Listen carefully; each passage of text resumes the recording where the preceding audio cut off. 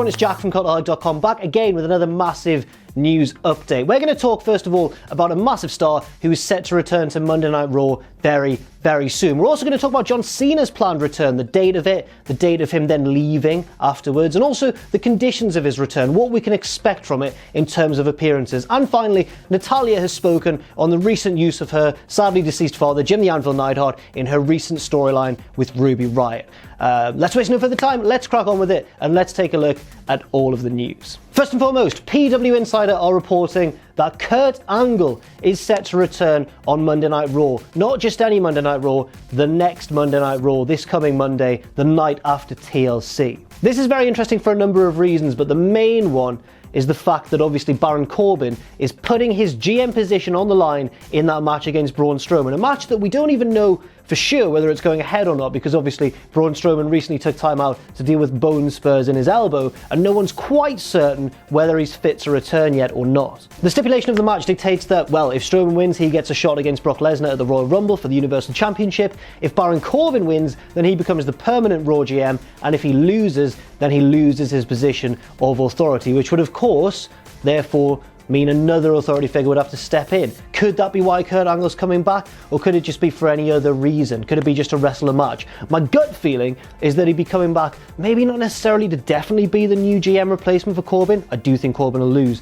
But maybe as just sort of a figure in the storyline, maybe passing the torch on to a brand new fresh general manager, maybe someone like Alexa Bliss, who knows. Then again, it could just revert back to Kurt Angle because he of course was the GM before he was sent on vacation by Stephanie McMahon, and then Baron Corbin filled in for his position. Then again, there is the possibility that Angle could be coming back to become a wrestler again, at least in a part-time capacity, but I'm not so certain if that's true, chiefly because, if we remember, Kurt Angle was soundly and easily beaten by Drew McIntyre in his last match on Raw, and it seemed like quite a fitting, I don't know if fitting's the right word, but quite a definitive climactic end for him, at least for now. I do think we'll see him wrestle again in the future, but maybe not because of this return. In other news, John Cena has spoken to the Toronto Sun to promote his film Bumblebee, but he did speak on his upcoming WWE return and various details regarding the return. He said, "I do apologise for being away for so long, but I have these wonderful opportunities to try and be part of another storytelling universe that I truly enjoy." Obviously there he means Hollywood, which isn't just one that he enjoys, but also one that I would wager makes him quite a lot of money. The WWE is the place that for the past 15 years I've had the absolute most fun. I very much look forward to getting back there. He has said, however, that none of these shows are televised. I'm literally just doing it because I want to get back to a place I feel most comfortable and to working with people I can call my family, and I want to have some fun. So from that, I think we can infer that his appearances are going to be limited to house show dates, live events, or whatever you want to call it. He'll be returning on Boxing Day, December 26th, and will work until he begins to shoot another movie, I believe, on January 20th. And finally, Natalya has spoken to Yahoo Sports about the recent and controversial use of her late father, Jim the Anvil Neidhart, in her recent feud with Ruby Riott. This has caused a bit of controversy online. Some people feel it's inappropriate. Others seem to say that, hey, Natalya must be fine with it, and therefore it's totally fair game. It has also brought up the debate I've seen on a few message boards and stuff, and on the Cultaholic Facebook fan page, that people often hark back to the Attitude Era and say, why can't we have storylines with a bit more of an edge, a bit more of a bite these days? And then when something happens, everyone kicks off and goes, that's too far.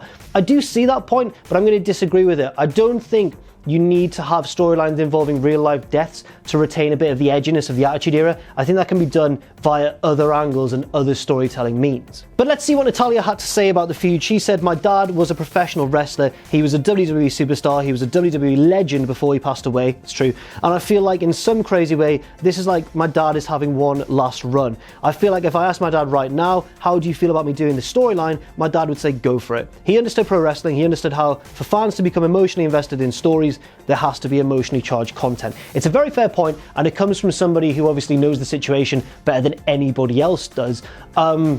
Again, I think this may have a big bearing on what happens at TLC. Obviously, if Natalya's words are to be linked heavily to the storyline, that would very much imply that she's going to win definitively over Ruby Riott, particularly given the conditions of the match, and particularly given the fact that Ruby Riott has bragged about putting Natalya through a table with her father's own image on it.